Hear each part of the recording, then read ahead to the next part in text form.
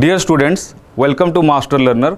आज मेरा यहाँ आने का पर्पस ये है कि अभी हम लोग के साइड से, दैट इज़ मास्टर लर्नर के साइड से 2-3 अनाउंसमेंट हैं जो कि हम करने जा रहे हैं।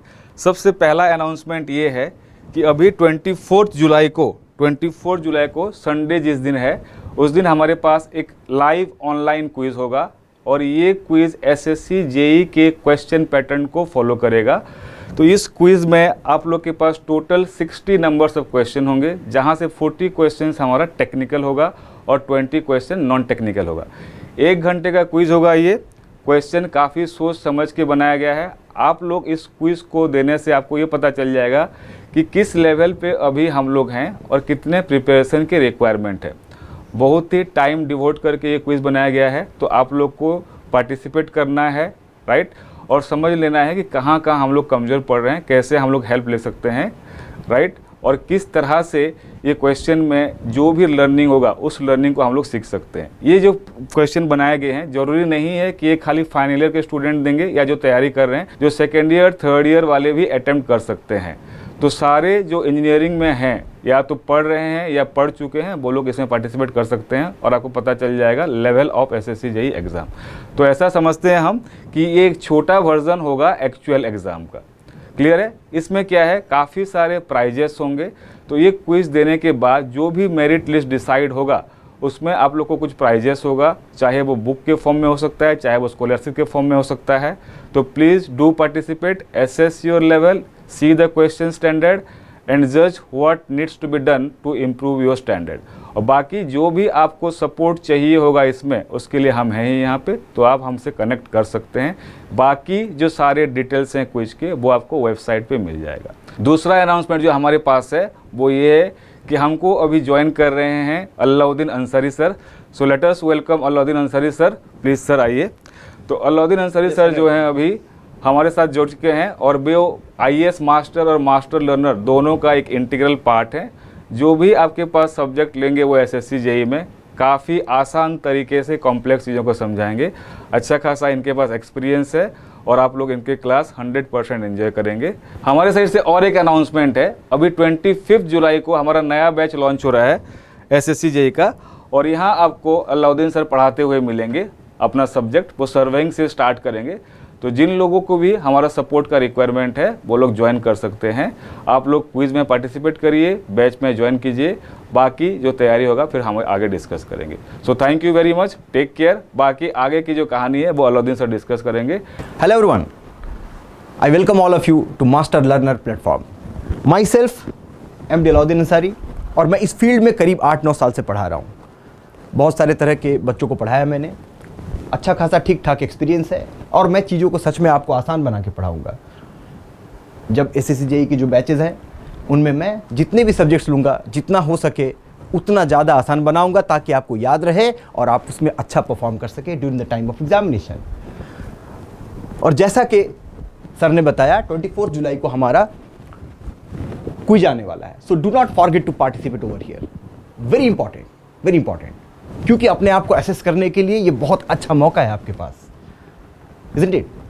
Let us move to the next, that is main topic। और आज मैं लेने वाला हूँ एसएससी जेई का एक इंपॉर्टेंट सब्जेक्ट है सर्वेइंग, और उस इंपॉर्टेंट सब्जेक्ट में एक बहुत इंपॉर्टेंट आपका टॉपिक है, that is reciprocal levelling. So let us start from the reciprocal levelling.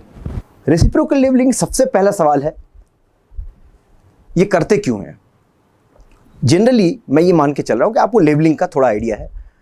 Levelling करते हैं 2 पॉइंट के बीच में डिफरेंस ऑफ एलिवेशन के लिए, या फिर किसी एक पर्टिकुलर डेटम से कोई पॉइंट कितना ऊंचाई पर है। अब रेसिप्रोकल लेवलिंग जो है वो इनडायरेक्ट लेवलिंग है।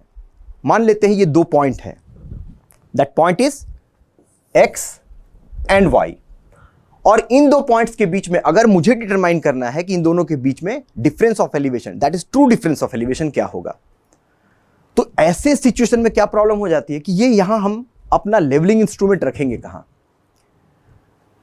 और जब दूरी ज्यादा हो तो कर्वेचर का एरर, रिफ्रैक्शन का एरर और साथ में कॉलिमेशन का एरर भी इन्वॉल्व रहता है। दूरी का ज्यादा होना प्लस साथ में बीच में इंस्ट्रूमेंट के रखने का पोजीशन ना होना, ये दोनों कारण बनते हैं हमारे कि हम इस पर्टिकुलर लेवलिंग के प्रोसेस को अडॉप्ट करते हैं। तो इस पर्टिकुलर प्रोसेस में हम क्या करते हैं, that we will see in the next slide. As I told you, but before reciprocal leveling, few just definitions, right? I know already you have a knowledge about these definitions. Elevation, that is RL. RL क्या है? किसी भी reference datum से किसी एक point का height, किसी reference datum से किसी भी एक पोजीशन का हाइट या एलिवेशन. और एल्टीट्यूड क्या होता है? एल्टीट्यूड एक्चुअली अगर वो रेफरेंस डेटम आपका MSL हो, that is standard reference datum हो, MSL जनरली कंसिडर करते हैं, तब हम उस हाइट को एल्टीट्यूड बोलते हैं. लाइन ऑफ कॉलिमेशन क्या है? लाइन ऑफ कॉलिमेशन, टेलीस्कोप आपने देखा होगा. टेलीस्कोप में आपके पास है आईपीस और ऑब्जेक्टिव ग्लास. बीच में यहां पे आपके एक होता है डायफ्रेम, जहां पे होता है क्रॉस वायर. और ये क्रॉस वायर से, intersection of the cross wire से लेके centre of optical centre of objective glass के बीच जो लाइन पार होती है, जो लाइन पास होती है, उसको हम बोलते हैं line of sight. Intersection of cross wire और optical centre of objective glass, इन दोनों पॉइंट से जो लाइन पार होगी, जो पास होगी, उसको हम क्या कहेंगे? Line of site. कभी कभी ऐसा होता है कि ये जो हॉरिजॉन्टल क्रॉस वायर है डायफ्रेम में, the diaphragm actually look like, यहां पे दो क्रॉस वायर है.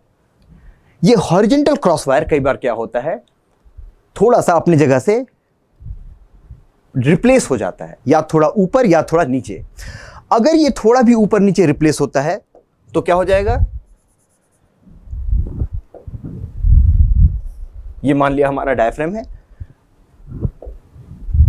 ये हमारा पॉइंट ऑफ इंटरसेक्शन है. अगर ये पॉइंट ऑफ इंटरसेक्शन अपने पोजीशन में रहा तो हम लेवल ट्यूब के जरिए जब एयर बबल को सेंटर में करेंगे, ये मानते हुए कि लेवल ट्यूब का एक्सिस और लाइन ऑफ साइट दोनों पैरेलल है, तो ये हम मान लेते हैं कि जब लेवल ट्यूब का बबल सेंटर में आया तो लेवल ट्यूब का एक्सिस हमारा हॉरिजॉन्टल हो गया.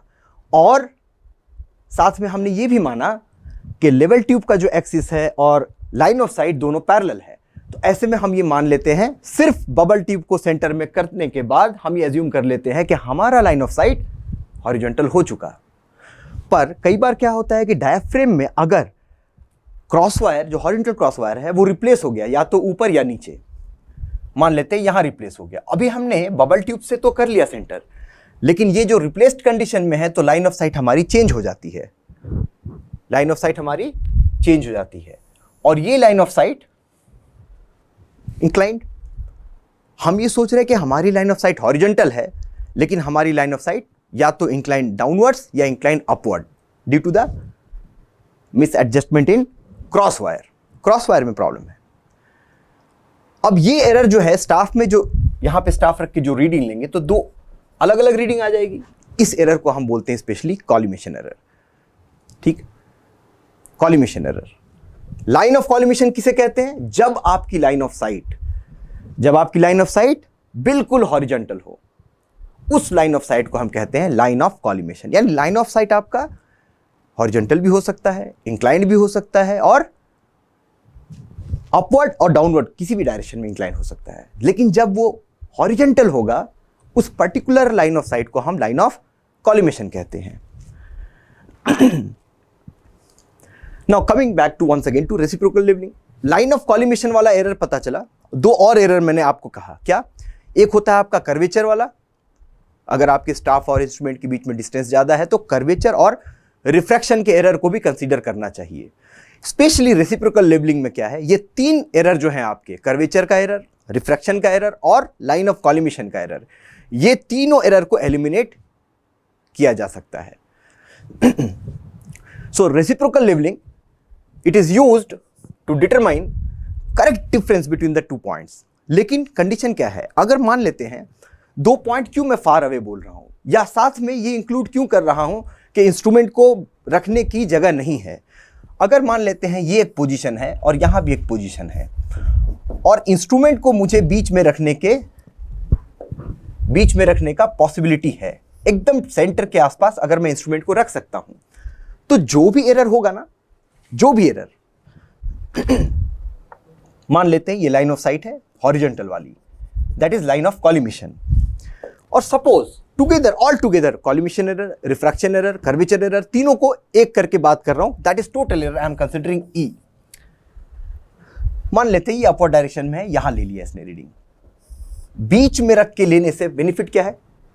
बेनिफिट ये है कि यहां वाले स्टाफ रीडिंग में सपोज एस ए और यहां वाले स्टाफ रीडिंग में S B, difference of level अगर हम निकालेंगे ना दोनों को सब्सट्रैक्ट करके, तो दोनों एरर खुद ब खुद एलिमिनेट हो जाएगा। अगर हमने सेंटर में रखा है तो एरर जो यहां पे आएगा आपका और जो यहां आएगा दोनों बराबर आएगा।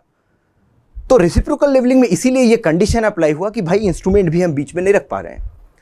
दूसरी बात, फार वाला जो वर्ड यूज किया कि फार अवे अगर 2 पॉइंट है और फिर हमें चाहिए अगर ट्रू डिफरेंस ऑफ एलिवेशन, तो फार अवे क्यों किया? क्योंकि अगर नजदीक होगा तो ये एरर कुछ खास ज्यादा नहीं रहेगा, नेग्लेक्ट किया जा सकता है। जब दूरी बढ़ती है तभी जाके ये एरर भी बड़ा होता है। यानी रेसिप्रोकल लेवलिंग के लिए 2 पॉइंट का थोड़ा सा दूर होना और साथ ही साथ उन दोनों पॉइंट के बीच में इंस्ट्रूमेंट को रखने की जगह का ना होना, ये दोनों जरूरी है।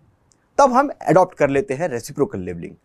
Now let us come to that कि हम उसको करते कैसे हैं। एज आई टोल्ड यू, जैसे opposite of side of valley, bank of river, river के दोनों साइड में आपको करना पड़ गया, ये एक कंडीशन है। Same now moving to the next slide. As I told you कि मैंने टोटल एरर को collimation, that is curvature, refraction and collimation, तीनों को मैंने एक कर लिया है, दैट इज 1 एरर। एक खास बात और, कई बार इसमें बच्चे कंफ्यूज होते हैं कि क्या रेसिप्रोकल लेवलिंग पैरेलैक्स एरर को हटा सकता है? सबसे पहली बात, पैरेलैक्स एरर बनता किसी और कारण से है। ऑब्जेक्टिव ग्लास से जो आपका इमेज बन रहा है, अगर वो आपके क्रॉसवायर के डायाफ्रेम पे ना बना, मतलब क्रॉसवायर का एक प्लेन है और एक ऑब्जेक्टिव ग्लास से बना हुआ इमेज आपका है, वो एक प्लेन है, तो इमेज और क्रॉसवायर के बीच में अगर गैप रहा तभी आपका पैरेलैक्स एरर आता है। और इन दोनों के बीच में अगर गैप ना रहा, मतलब ऑब्जेक्ट का जो इमेज है वो अगर क्रॉसवायर के ठीक प्लेन पर बना दिया जाए तो पैरेलैक्स एरर खत्म हो जाएगा। और ये होता कैसे है? ऑब्जेक्ट वाले ग्लास को फोकस करके।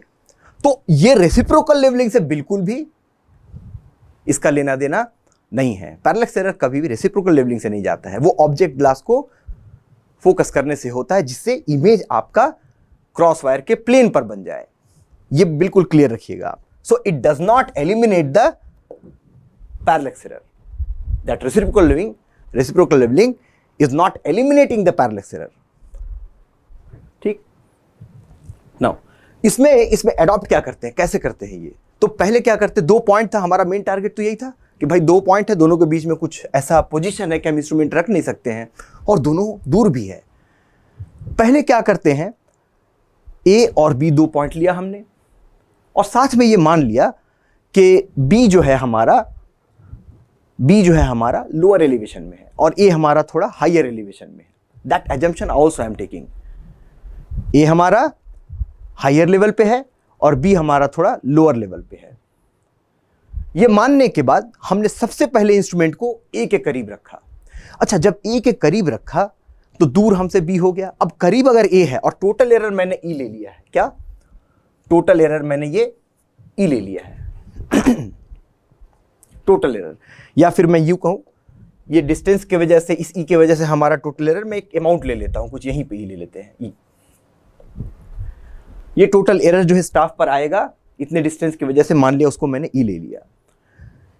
ये इंस्ट्रूमेंट जब मैंने ए के करीब रखा है तो इस एरर को हम नेग्लेक्ट कर सकते हैं। क्यों? बिल्कुल क्लोज में कोई खास एरर नहीं है, तो ये बोल सकते हैं हम कि ए पर लिया गया स्टाफ का रीडिंग करेक्ट है और बी पर लिया गया स्टाफ का रीडिंग इनकरेक्ट है।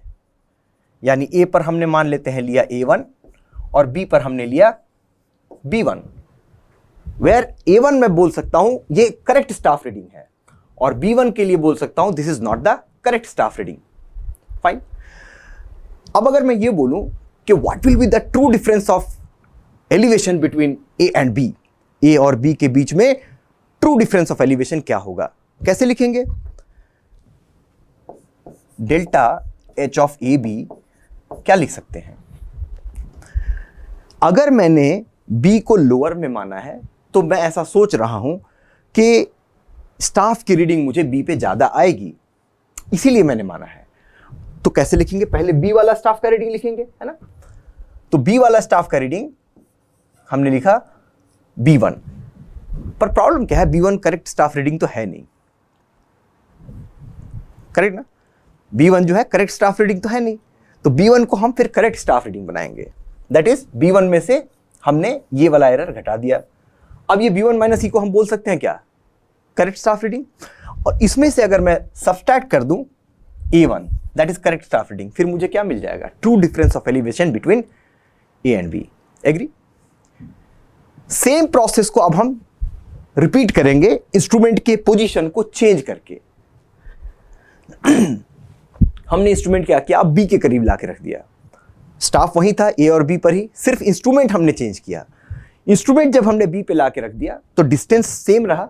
अगर डिस्टेंस सेम है, एरर भी सेम स्लोप में जा रहा है, तो ये जो एरर होगा ये भी सेम होगा, that is same E, same ई।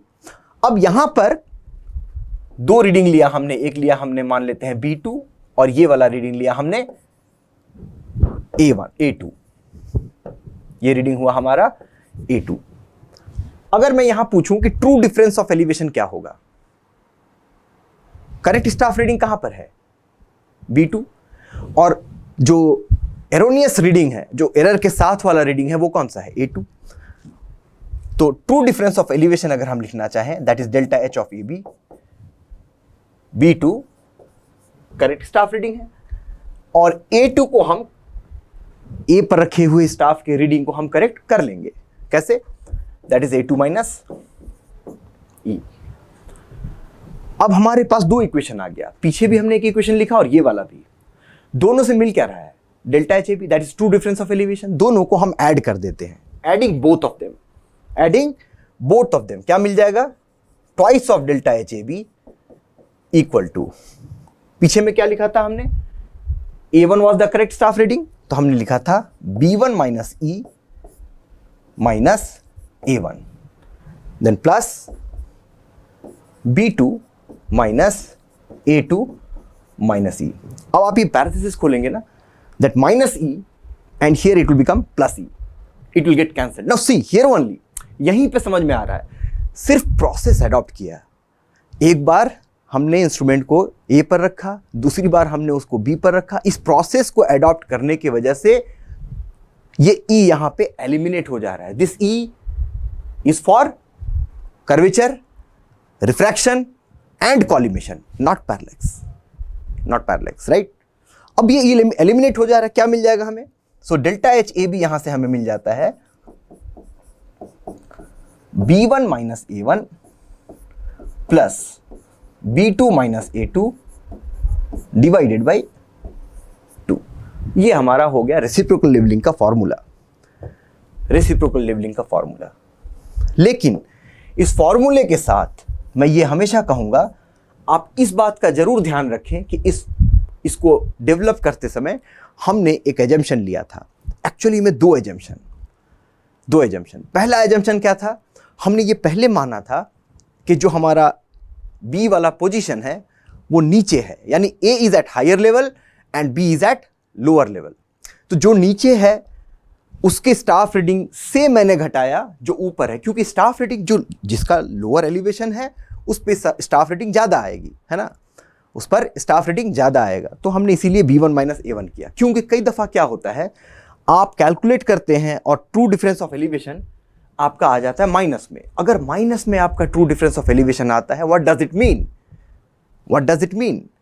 क्या मतलब है इसका? इसका मतलब ये होता है कि हमने ये जो एजम्पशन माना है कि बी वाला पोजीशन हमारा लोअर लेवल पर और ए वाला हायर लेवल पर, ये एजम्पशन हमारा एक्चुअली गलत है। सिर्फ इतना ही डिफरेंस है। अगर ये हमारा नेगेटिव में वैल्यू आया तो हमारा पहले का माना हुआ एजम्पशन गलत है। दूसरा एक और एजम्पशन आपने ध्यान दिया होगा, हमने टोटल एरर को अपवर्ड डायरेक्शन में लिया हुआ है। टोटल एरर को हमने अपवर्ड डायरेक्शन में लिया हुआ है। ये दो एजम्पशन है इसमें। तो दैट्स ऑल। इसके बाद इसके बाद कई बार थोड़ा और एक दो स्टेप आगे जाके पूछ लेते हैं कि भाई ट्रू डिफरेंस ऑफ एलिवेशन आ गया तो क्या हम इससे कॉलिमेशन एरर निकाल सकते हैं? बिल्कुल निकाल सकते हैं, बिल्कुल निकाल सकते हैं। आपने देखा होगा कि हमने इस एरर में क्या क्या लिया। हमने इस एरर में कर्वेचर, रिफ्रैक्शन और कॉलिमेशन तीनों को इंक्लूड कर रखा हुआ है। कर्वेचर और रिफ्रैक्शन वाला याद होगा आपको, दैट इज कंबाइंड। कर्वेचर के लिए क्या है? 0.0785 डी स्क्वायर, वह डी इन किलोमीटर। और आपका रिफ्रैक्शन के लिए 0.0112 डी स्क्वायर, है ना। दोनों को जब जोड़ देते हैं तो क्या बन जाता है? कंबाइंड। तो कंबाइंड में क्या आ जाता है? 0.0673 डी स्क्वायर। अब ये मैंने एरर लिखा है तो ध्यान रखना, करेक्शन में ये माइनस होता है तो यहां इसको लेंगे प्लस, करेक्शन में रिफ्रैक्शन प्लस होता है, यहां लेंगे माइनस, और फाइनली हमें प्लस में मिलेगा बिकॉज माइनस में हमारा करेक्शन होता है। This is error I am writing down, so be careful whatever you are doing. छोटी छोटी बातें हैं लेकिन इंपॉर्टेंट है। तो combined error 0.0673 D square, we can use it over here. ठीक है, you can use it over here, यानी ये दोनों हमें पता है और ई हम निकाल सकते हैं। कैसे? हमने अभी निकाला true difference of elevation, that is delta H equal to b1 minus a1 plus b2 minus a2 by 2। जब डेल्टा एच आ गया तो या पहले इक्वेशन से या दूसरे इक्वेशन से, पहला वाला क्या था इक्वेशन याद आ रहा है? b1 minus e minus a1। अब b1 और a1 तो स्टाफ पर लिया गया रीडिंग है, वो हमें ऑलरेडी पता है। डेल्टा एच ए बी हमने ऑलरेडी निकाल लिया, तो इसको यूज करेंगे तो यहां से क्या निकाल सकते हैं हम? Total error. और एक बार टोटल एरर आ गया उसको यहां पुट करेंगे, कंबाइंड एरर के लिए ये यूटिलाइज करेंगे तो हम कॉलिमेशन एरर भी निकाल सकते हैं। हालांकि इतनी दूर तक न्यूमेरिकल में लेके नहीं जाता है इन जनरल। ठीक है, तो देखते हैं इससे रिलेटेड जो हमारे न्यूमेरिकल्स हैं जो ज्यादातर पूछे जाते हैं। जैसे हमारा पहला सवाल, which of the following error can be eliminated in reciprocal levelling? This is very common, very common. Never get for the wrong कि भाई पैरेलक्स एरर को भी निकाल सकते हैं। पैरेलक्स एरर नहीं निकलता है इससे। ठीक है, पैरेलक्स एरर आपके इमेज और क्रॉस वायर के प्लेन के बीच में जब गैप होगा तो ही पैरेलक्स एरर आएगा। ठीक है, सो रेसिप्रोकल लेवलिंग सिर्फ कर्वेचर, रिफ्रैक्शन और कॉलिमेशन के एरर को ही एलिमिनेट कर सकता है। That is 1, 2 and 3। Answer will be C. Easy. Next one, ये एक सवाल है आपके लिए। रेसिप्रोकल लेवलिंग किया गया, दो पोजीशन था P और Q। इन दोनों पोजीशन पर स्टाफ रख के एक बार जब स्टाफ P पर रखा गया तो रीडिंग ली गई 2.82, फिर Q1 पे रखा, Q पर रखा गया तो 1.7। मतलब ये डाटा भी समझना है। इंस्ट्रूमेंट एट P, जब आपने P पर रखा तो आपने रीडिंग क्या लिया? 2.82 और 1.72, 2.82 एंड 1.72। ठीक है, तो आपका पहला रीडिंग हो गया P1 कौन सा? P1 हो गया आपका 2.82 और Q1 हो गया आपका 1.7। फिर आपने इंस्ट्रूमेंट को कहां रखा? Q के पास। पहले आपने इंस्ट्रूमेंट P पे रखा था, अब इंस्ट्रूमेंट को आपने Q के पास रखा तो रीडिंग क्या आ गया आपका? P2 हो गया आपका 2.7 और Q2 हो गया आपका 1.8। ज्यादातर बच्चे क्या करते, देखते हैं कि ये स्टाफ रीडिंग ज्यादा है तो इससे इसको घटा देते हैं और ये मान लेते हैं पहले ही कि P हमारा लोअर लेवल पे है। नो प्रॉब्लम, कोई दिक्कत नहीं है। पर मैं ये बोल रहा हूं कि बेहतर ये होगा कि इसको भी ना अडॉप्ट किया जाए। ये समझदारी अच्छी है लेकिन मेरे हिसाब से इसको ना अडॉप्ट किया जाए और बिल्कुल एक प्रोसेस में चला जाए। जैसे हमने डेल्टा एच ए बी या delta H of P Q, अब हम मान लेते हैं जैसा हमारा चल रहा था, हमने मान लिया Q हमारा लोअर लेवल पे है। ठीक है, Q को हमने लोअर लेवल पे मान लिया, मतलब हमारा एजम्पशन है भाई Q पर स्टाफ रेटिंग ज्यादा आना चाहिए, तो हम वैसे ही करेंगे, है ना। 1.8 B1 minus that is Q1 minus P1, 1.7 minus 2.82 plus 1.8 minus 2.7 divided by 2। मैंने क्या माना? Q जो है वो हमारा लोअर लेवल पर है, that is my assumption. Q हमारा नीचे है और P हमारा ऊपर है। ये हमारा P हो गया पोजीशन, ये Q हो गया। यहां कहीं पे हमारा नीचे मान लेते हैं डेटम है। ये मैंने माना अभी, बहुत ऑब्वियस सी बात है, ये कैलकुलेट करके देखिए, you are going to get the negative value minus of 1.01। ये माइनस क्या बता रहा है? My assumption is wrong, my assumption is wrong, assumption is wrong. बस इतना है। क्या रॉन्ग एजम्पशन है भाई? यही रॉन्ग है कि Q जो है लोअर लेवल पे नहीं है, Q एक्चुअली हायर लेवल पर है, दैट्स ऑल। Q जो है वो हायर लेवल पर है और P है जो वो लोअर लेवल पर है। तो अब अगर उसने P का एलिवेशन दे रखा है, RL ऑफ P इज 100, तो RL ऑफ Q क्या होना चाहिए? अगर Q हायर लेवल पर है तो दैट 101.01, करेक्ट और not? 101.01, easy.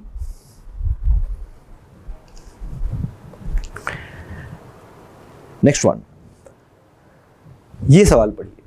In a levelling between 2 points A and B on the opposite side of the river, the level was first set up near A and staff reading on A and B were taken। मतलब A पर रख के A की reading ली गई और staff B पे reading ली गई। मतलब हमें क्या मिल गया? मैं सीधा लिख दूं, A1 मिल गया हमें 2.645 और हमें क्या मिल गया? B1 मिल गया, B1 2.3। आगे बढ़ते हैं। The level was then moved near B and readings on A and B were taken. मतलब B पर इंस्ट्रूमेंट रखा गया और B पर इंस्ट्रूमेंट रखने के बाद फिर से रीडिंग ली गई। तो अब ये वाला क्या हो जाएगा? A2 और ये वाला क्या हो जाएगा? B2, है ना? A2 दैट इज 1.085 और ये क्या हो जाएगा? B2 1.665। अब difference in elevation that is delta H ये मांग रहा है, तो डेल्टा H तो बहुत आसान है निकालना। डेल्टा H ऑफ AB हम निकाल लेंगे। यहां पे थोड़ा सा रुक के बात करेंगे। जिन लोगों ने ऐसा सोचा था ना, ये बड़ा है तो शायद ये लोअर लेवल पे होगा, अब यहां क्या हो गया? यहां की रीडिंग को अगर हम देखेंगे 1.085 तो यहां दिख रहा है B से छोटा है और यहां दिख रहा है 2.645, ये तो B से बड़ा है। यही प्रॉब्लम से बचने के लिए मैंने आपको कहा कि ये वाला खुद से ना लगाएं। जैसा मैं बोल रहा हूं उस एजम्पशंस के जरिए सिर्फ एक ही प्रोसेस में करें, you will never get wrong, गलती से बच जाएंगे। फिर से मैं सेम करूंगा, I am assuming that B is at lower level. मैं मान रहा हूं एज्यूमिंग, आप ये भी एज्यूम कर सकते हैं कि A is at lower level, कोई प्रॉब्लम नहीं है। So now I am assuming B is at lower level. अगर B लोअर लेवल पर है तो B के सारे रीडिंग्स को मैं मानूंगा कि वो ज्यादा आएंगे स्टाफ रीडिंग्स, करेक्ट ना? तो स्टाफ रीडिंग हमारा हो गया B1 minus A1 that is 2.3 minus 2.645 plus 1.665 minus 1.085 divided by 2। मैंने क्या माना है? B1 that is B is at lower level. B को मैंने लोअर माना है, A हायर लेवल पर है। अब ये कैलकुलेट करेंगे तो हमारा वैल्यू आता है प्लस में, दैट इज प्लस में 0.1175। ये जो प्लस में वैल्यू आया क्या बता गया? ये हमें ये बता रहा है कि हमारा एजम्पशन सही है। अगर हमारा एजम्पशन सही है, B is at lower level, तो इनमें से कौन सा ऑप्शन सही होगा? Obviously B is at lower level than A by 0.1175। That's all. यही इतने सवाल आपको रेसिप्रोकल लेवलिंग से आते हैं। This is the complete for reciprocal levelling in surveying. और ऐसे ही आपको हर चीज़ कंप्लीट मिलेगा जब आप पूरे कोर्स को अडॉप्ट करते हैं। बहुत ध्यानपूर्वक एक एक चीज़ देख के, पिछले साल क्या पढ़ाया गया, पिछले साल क्या क्वेश्चंस आए, क्या सॉल्यूशन आया, कैसे, वो भी एक प्रॉब्लम है, वो डिस्क्रिपेंसी को कैसे कवर अप करता है। मतलब ये सिर्फ नहीं कि आपको सॉल्व करना है, साथ ही साथ आपके पास टाइम कितना है, कौन सा मेथोडोलॉजी आपको अडॉप्ट करना चाहिए, आपका टाइम बचेगा कहाँ कहाँ लगाना है, बहुत माइनर डिटेल के साथ we will be there. I hope will meet soon और कोर्स रिलेटेड जो आपको जानकारी चाहिए that you will get in this URL। और कॉन्टैक्ट नंबर जो है वो आपको यहाँ मिल जाएंगे। हमारा बैच जो लॉन्च हो रहा है दैट इज़ ऑन 25 जुलाई। हम फिर मिलेंगे वहाँ पे पूरे कोर्स के डिटेल के साथ। स्पेसिफिक कोर्स है हमारा ये SSC JEE का, वहाँ मिलते हैं 25 जुलाई को। Thank you everyone.